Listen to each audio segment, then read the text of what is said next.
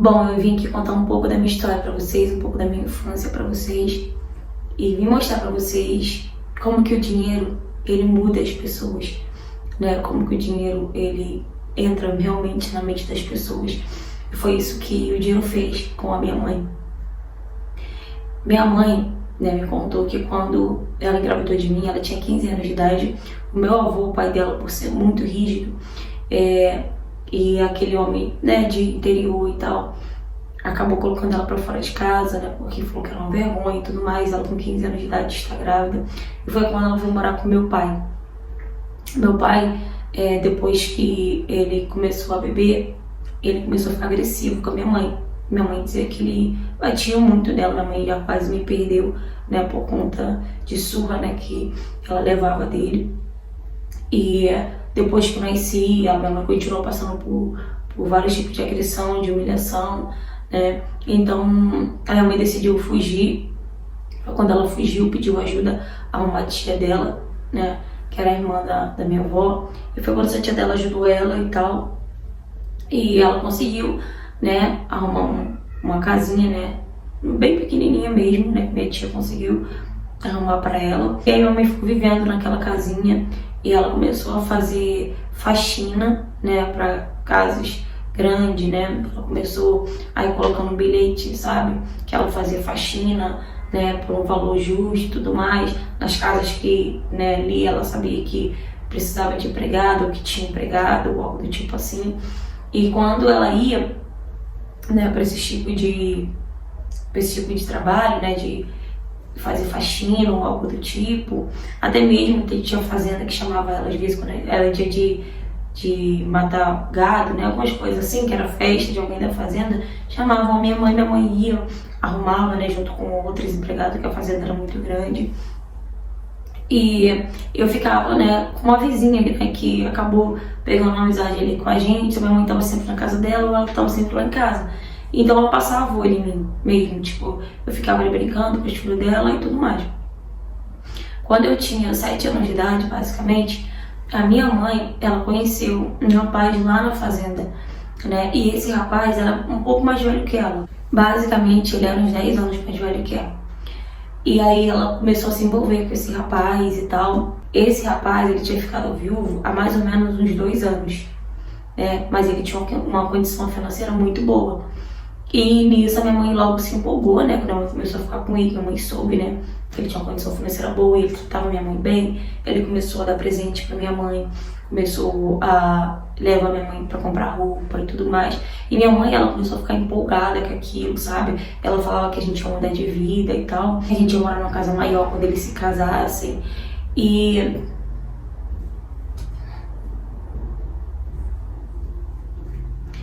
E basicamente foi isso que aconteceu. Eles começaram a ter, né, um relacionamento. Algumas pessoas ficaram falando porque ela não era da mesma classe, né, que ele, não tinha a mesma condição financeira que ele e tal. Mas ele não ligava pra isso. Aí ele levou a minha mãe pra morar na casa dele. A casa dele, gente, dava acho que 10 casas da casa onde a gente morava. A casa dele era muito grande e tal. Ele era um pouco conhecido, né, pela condição financeira que ele tinha, né? Ele tinha alguns gatos também na fazenda que minha mãe trabalhou e tal. Então ele era bem conhecido, entende? Ali na cidade, porque a cidade também era pequena. E a minha mãe, gente, ela começou a ser totalmente diferente, sabe, do que ela era antes. Minha mãe já não era mais aquela pessoa humilde que a mãe era. Minha mãe já começou a querer estar sempre com roupa nova. E lá nessa casa a gente tinha uma empregada, né? A gente tinha ali uma empregada e tal. E ela falava com a empregada, sabe, com um ar de superioridade, sabe? Minha mãe, ela mudou totalmente, totalmente. Aquela mulher doce virou outra pessoa. E até eu às vezes fico com pena dela, de que a mãe falava com ela. Minha mãe chamava ela de burra, sabe? Falava que ela era besta. Olha as coisas que minha mãe falava, sabe? Pra empregada, por isso que ela tava ali. Gente, e eu tinha meus 8 anos de idade já, eu era uma criança, mas eu já tinha noção que a mãe já passou por coisa pior do que aquilo ali. E aí foi quando a mãe começou a fazer amizade, né, com com essas outras mulheres com o mesmo jeito que ela, sabe? Mulheres da fazenda. Minha mãe saía, gente, às vezes. Minha mãe ia pra essa fazenda, onde tinha essas outras mulheres que ela pegou uma amizade, que elas se reuniam nessa fazenda, ou até em outros lugares, assim, né, em restaurante, né? Porque a cidade era pequena, então todos os lugares que tinha, assim, um restaurante chique. Chique não, né? Um restaurante melhorzinho.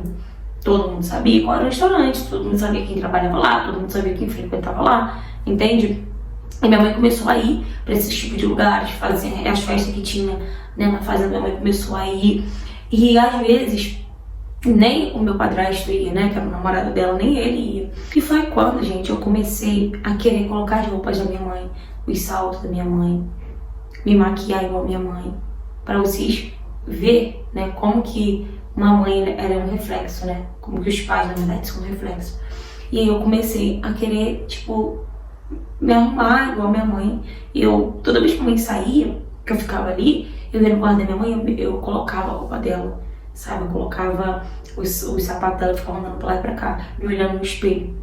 E teve um dia que minha mãe saiu e eu fui fazer isso, corri pro quarto dela, fui mexer nas coisas dela como eu sempre fazia. Coloquei o vestido dela, coloquei o salto. E eu lembro perfeitamente que o meu tio, né, que eu chamava ele de tio, o marido da minha mãe, meu padrasto, ele entrou dentro do quarto assim, sabe, bêbado. Ele tinha bebido, né, passou o dia inteiro fora. Ele chegou bêbado, totalmente bêbado. E quando ele me viu com a minha mãe, ele começou a rir. Quando ele começou a rir, eu fiquei constrangida, fiquei com vergonha. E pedi desculpa, eu falei que eu ia tirar a roupa da minha mãe. E ele falou, não, pode ficar. E ele começou a vir na minha direção e falou, tu quer brincar igual a sua mãe? Eu falei, não.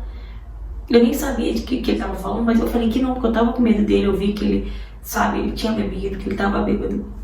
E ele foi e me jogou assim na cama, sabe? Ele falou, vamos brincar igual a sua mãe, já que você quer ser sua mãe. E aí ele começou a passar a mão em mim, sabe? Passar a mão em mim. Ele começou a colocar o negócio dele pra fora, a pegar minha mão, sabe? Fazer eu colocar o negócio dele. E eu só balançava a cabeça que não, eu não tinha fôlego pra falar nada, não tinha voz. Minha voz parece que travou, que não saía. Minhas pernas travou, meu corpo todo travou. Literalmente eu fiquei sem ação, não sabia o que fazer. E ele continuou, sabe? Ele continuou. E ele tava com cheiro forte de álcool, sabe? E ele tava continuando. E aí, quando ele começou a pegar e passar a mão, sabe, na minha parte íntima. E eu só falava que não, que não. Eu comecei a chorar, mas nem o meu choro, gente, nem o meu choro saía. Só escorria lágrima, meu choro não saía. Eu não conseguia, não tinha reação. E aí ele começou a tentar, né, a penetração. E eu não conseguia reagir nada. E ele começou a forçar, tava doendo muito. Eu só chorava, a lágrima só descia. Mas eu não tinha força pra nada. E eu, gente, lembro perfeitamente a minha mãe entrando no quarto. Ela entrou no quarto, ela abriu a porta. E ela ficou olhando ali, parada. Eu não sei quanto tempo. Que pra mim parecia uma eternidade. Ela ficou tanto tempo ali parada, sem fazer nada. E ela ficou olhando aquilo. Até que ela veio e tirou ali de cima de mim. E perguntou o que ele tava fazendo, se ele tava ficando maluco. Ele começou a rir da cara dela também. E ela, tipo, não fez nada. Não brigou com ele, não fez nada.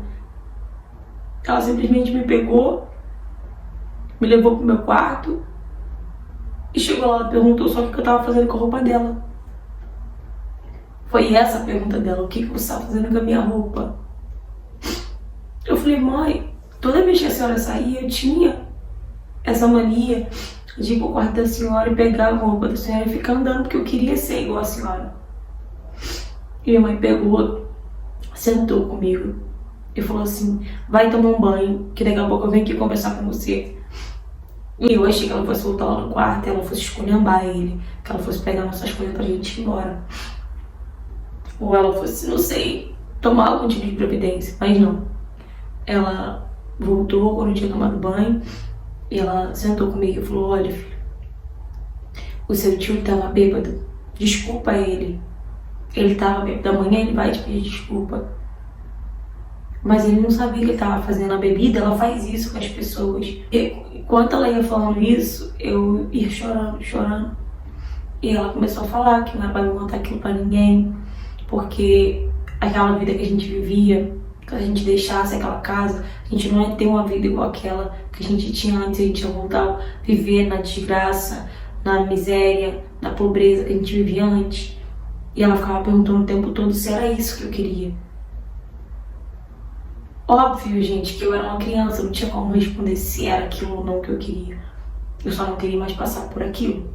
E no outro dia, minha mãe tinha dito que ele ia me pedir desculpa e tudo mais, e ele não fez nada disso. Ele agiu como se nada tivesse acontecido, sabe? Como se tivesse tudo normal, como se ele não tivesse feito nada. E minha mãe também agindo com ele como se nada tivesse acontecido, tratando ele super bem, entende? E ele começou a querer fazer o que ele fazia toda vez que ele chegava bêbado. Então ele sempre ia atrás de mim. E ele começou a tentar, de todas as formas, tirar a minha virgindade. E eu tentava falar com minha mãe, eu chorava, eu pedia ajuda pra ela, eu falava que ele estava tentando, minha mãe falava que ele ia fazer um tratamento, né, para ele parar de beber, que era pra me levar em consideração, porque aquilo era o álcool, que eu não podia falar aquilo pra outras pessoas, pra outra pessoa, na verdade, porque senão, como ele era conhecido, ele ia acabar perdendo tudo que ele tinha, ele ia acabar sendo preso. E minha mãe entrava na minha cabeça de uma forma pra, tipo assim, falar que a gente ia voltar pra miséria, que a gente não ia ter que comer, que a gente ia passar fome de novo, que ela ia ficar mal falada. Tipo assim, ela só pensou nela. Ela só pensou literalmente nela. Eu vivi assim da minha infância, dos meus 8 anos de idade, até os meus 14 anos de idade. Ele fazendo tudo o que queria comigo, a minha mãe sabendo de tudo, porque eu sempre contava pra ela. Só que, obviamente, uma hora que eu parei de contar, que eu parei, né, de falar pra ela, porque ela sempre tentava, né, de alguma forma falar que ia prejudicar ela, que ela não ia mais arrumar emprego, que a gente ia passar fome. Então, eu acabei aceitando tudo que ele fazia comigo. Ele só não chegou a tirar a minha virgindade, assim, porque se um dia eu chegasse, tenho certeza, se um dia eu chegasse na delegacia ou algo do tipo, iam ver que realmente ele tinha tirado a minha virgindade. A minha mãe fala tanto que se eu contasse pra alguém ou algo do tipo, ia acabar com as nossas vidas, né, que as pessoas iam acabar com a vida dele, e ela também ia acabar com a vida dela. Eu guardava aquilo pra mim, eu sofria aquilo sozinha. E quando eu tinha 14 anos de idade, foi quando eu decidi procurar essa tia da minha mãe, sabe, que ajudou a gente. Eu procurei ela. E aí, quando eu contei tudo pra ela que estava acontecendo, perguntei se eu podia morar com ela um tempo. E a minha tia deixou eu morar com ela um tempo. E eu simplesmente fui embora de casa, sabe? Falei pra minha mãe que eu não aguentava mais aquilo. E fui embora de casa, fui morar com a minha tia. A minha tia, pra ser sincera, acreditou, não acreditando. Não sei também se ela ficou do lado, só de ficar do lado da minha mãe. Se era outra pessoa, se era uma pessoa também igual a minha mãe. Só sei que ela não deixou eu ficar lá, que pra mim foi suficiente, né? Eu só sei que eu cresci uma criança, uma adolescente, né? Mega fechada pro mundo, que tinha nojo de si próprio, né? Tinha nojo de mim mesmo. Eu era depressiva, eu chorava o tempo todo. Eu já tentei tirar minha vida 2 vezes. Eu tenho 31 anos de idade e eu não tenho vontade de viver. Hoje em dia eu também trabalho, né, como empregada, né, como diarista. Eu tenho medo de ir pelo mesmo caminho que a minha mãe. Eu sou uma pessoa totalmente fechada pro mundo. Totalmente fechada pro mundo. Com 31 anos de idade, gente, eu tive 2 relacionamentos totalmente frustrados. Eu sou uma pessoa que eu não consigo que ninguém me toque sem a minha permissão, sem a minha autorização. Eu não consigo me abrir pra pessoa e explicar o porquê. Eu sou uma pessoa arrogante, sabe? Eu não sei por que eu sou assim. E pra ser sincera, eu nem sei se eu quero ter um relacionamento, se eu quero realmente um homem na minha vida. Eu juro pra vocês que até hoje, assim, de vez em quando eu penso em, sabe, tirar minha vida, mas eu não tenho coragem pra isso. Essa é a verdade.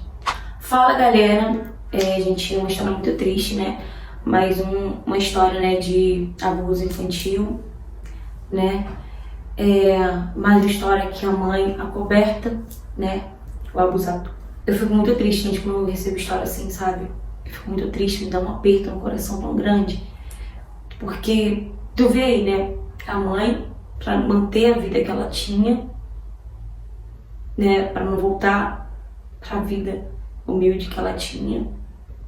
Ela cobertou tudo que a filha passava, tudo que o macho dela fazia, né, com a menina.